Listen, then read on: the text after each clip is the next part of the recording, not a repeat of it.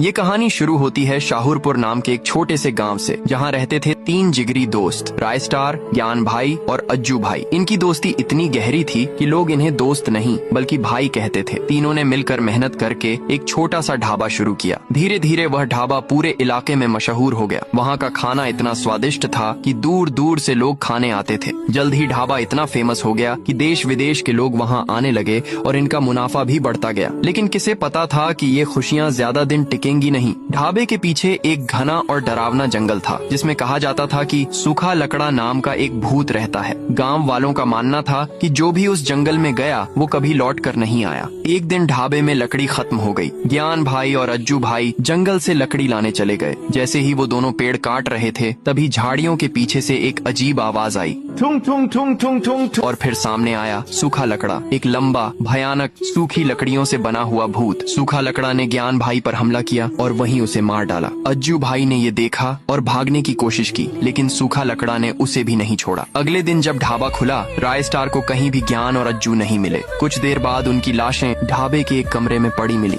राय star का दिल टूट गया। उसके 2 सबसे अच्छे दोस्त अब नहीं रहे। अब ढाबा अकेले राय स्टार संभाल रहा था। एक रात जब होटल में भीड़ थी, तभी सूखा लकड़ा वहाँ आया और पूरे ढाबे को तहस नहस कर दिया। इसके बाद राय स्टार ने ढाबा बंद कर दिया। लेकिन अब राय स्टार को सिर्फ एक ही चीज चाहिए थी, बदला। वो एक फैक्ट्री में दिन रात मेहनत करने लगा, पैसे इकट्ठा किए और एक जादुई कुल्हाड़ी खरीदी, जिसके बारे में कहा जाता था कि इससे अब तक कोई भी भूत जिंदा नहीं बचा। राय स्टार उस खौफनाक जंगल में गया, जहाँ उसे जगह जगह मरी हुई लाशें दिखीं, लेकिन उसने डर को खुद पर हावी नहीं होने दिया। राय स्टार चिल्लाया, सूखा लकड़ा, अगर हिम्मत है तो सामने आ। तभी की आवाज ठुंग ठुंग ठुंग ठुंग ठुंग ठुंग ठुंग आवाज गूंजी और सामने आया वही भूत, लंबा, डरावना, सूखी लकड़ियों से बना हुआ। राय स्टार ने कहा, तूने मेरे भाइयों को मारा, अब तेरा अंत तय है। दोनों के बीच भयानक युद्ध हुआ। अंत में राय स्टार ने जादुई कुल्हाड़ी से सूखा लकड़ा को काट डाला। इसके बाद राय स्टार अपने ढाबे में लौटा। ढाबा फिर से खुला। पहले से भी ज्यादा लोग आने लगे। सब कुछ फिर से ठीक हो गया। लेकिन कहानी यहीं खत्म नहीं होती।